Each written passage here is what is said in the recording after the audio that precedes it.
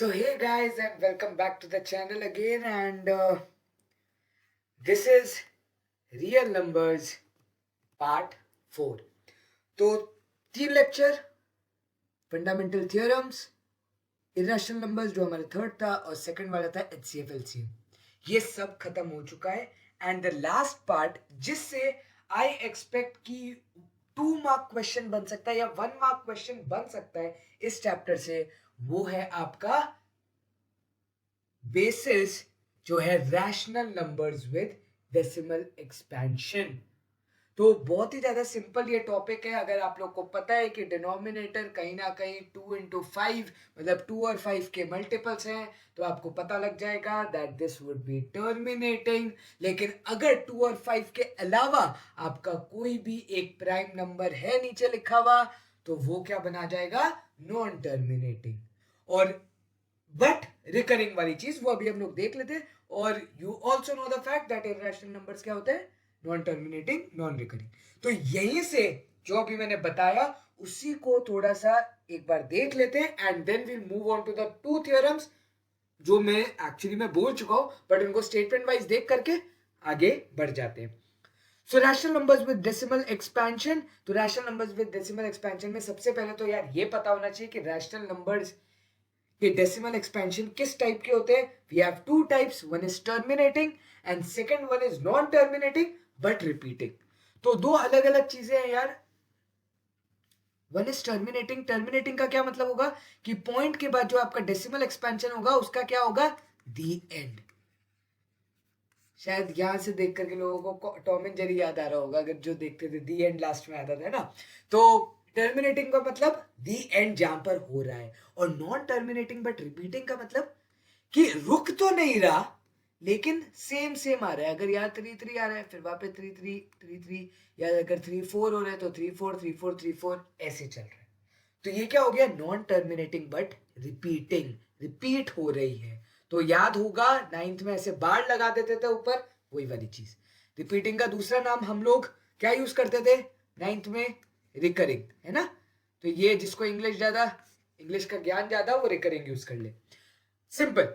And the next part is irrational numbers के बारे में. तो वो क्या होता है? Non terminating, non repeating. इसका मतलब क्या?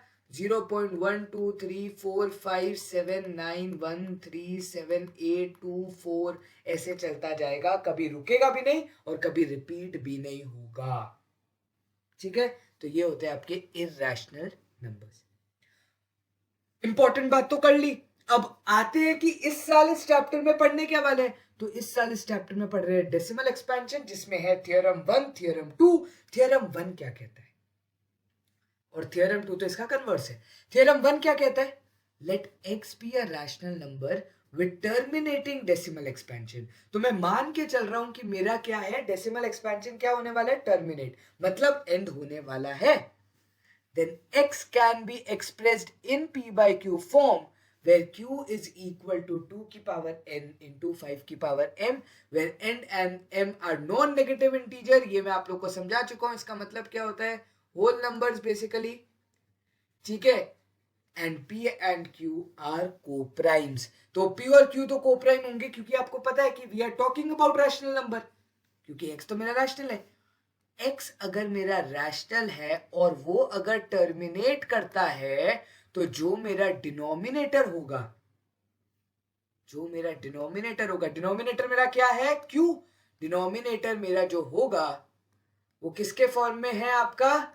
वो आपका 2 की पावर n इंटू 5 की पावर m के फॉर्मेट में है. इसका मतलब क्या? अगर कोई आपसे ये पूछे कि is 13 divided by, let's check something, 500, क्या ये एक टर्मिनेटिंग एक्सपेंशन है या नहीं? तो बहुत ही सिंपल सी बात है. आप क्या करो, डिनोमिनेटर को स्प्लिट कर दो. किस फॉर्मेट के अंदर? इस फॉर्मेट के अंदर. मतलब ये क्या है? 5 इंटू 10 इंटू 10, मतलब 10 का मतलब होगा क्या आपका? 2 इंटू 5 और 2 into 5. That means that 13 upon 5 cube into 2 square. और ये आपका q क्या है? In the format of this part where n is 2, m is equal to 3, that means this will always terminate. कैसे चेक कर सकते हो यार? सिंपल सी बात है, 13 को क्या कर दो इंटू 2 और 500 को भी क्या कर दो इंटू 2, क्योंकि मैं मल्टीप्लाई डिवाइड करूंगा 2 से. डिनोमिनेटर क्या बन गया 1000, ऊपर क्या बन गया 26. तो सिंपल सी बात है ना यार, 0.026 मेरा आंसर है, विच इज बेसिकली टर्मिनेटिंग. तो अगर मेरा कभी भी डिनोमिनेटर 2 की पावर n 5 की पावर m हो तो टर्मिनेट होगा.